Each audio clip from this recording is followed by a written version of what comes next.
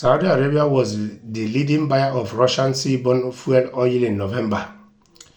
Asian countries have become top buyers of Russia's fuel, oil and VGO ever since the European Union imposed a full embargo on Russian oil products in February 2023. India is no longer the biggest buyer of Russian crude oil.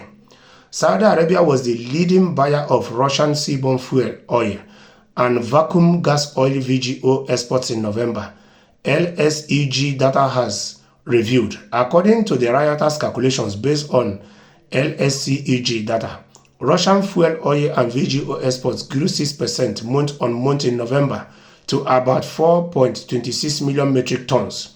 Asian countries have become top buyers of Russia's fuel oil and VGO ever since the European Union imposed a full embargo on Russian oil products in February 2023. India is no longer the biggest buyer of Russian crude.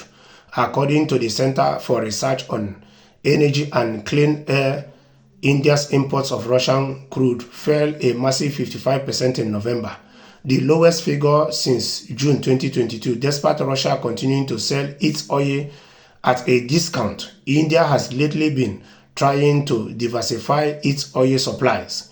Last month, Indian Prime Minister Modi said during a visit to Guam that his government views the South American country as a key to India's energy security. So you see, these countries in Europe, they passed an embargo on Russian fuel oil or gas in 2023, but they are buying from India, and India is using their local currencies to buy from Russia at a cheaper rate, selling back to the same people that place this embargo at a higher rate, making money. So at the end of the day, you see that in as much as they are trying to punish Russia indirectly, Russia is losing a bit, and they are equally losing because India is the one gaining, and since then the prices of electricity and gas have skyrocketed. You can see that some of their companies in Europe here, factories are closing the factories because they no longer have these cheap Russian gases to keep these companies running. So at the end of the day, there's nobody that is winning. That is more reason why the incoming Donald Trump presidency must do whatsoever it takes to end this war in Ukraine, because nobody is winning. It's only the people of that both countries that are losing seriously.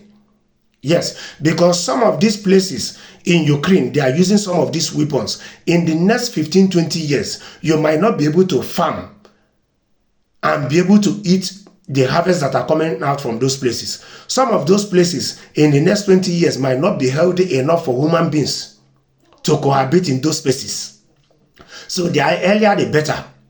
And in going forward, politicians should try as much as possible to forgo their ego, so they will stop creating more wars and more conflicts.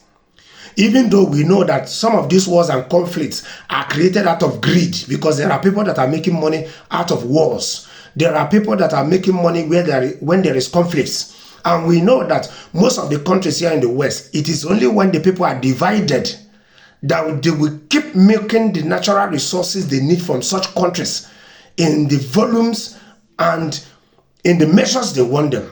So it is high time people of every country should learn and don't allow outsiders to jam their heads and plunge their countries into conflicts while these people live in their countries and sleep at night with their both eyes closed.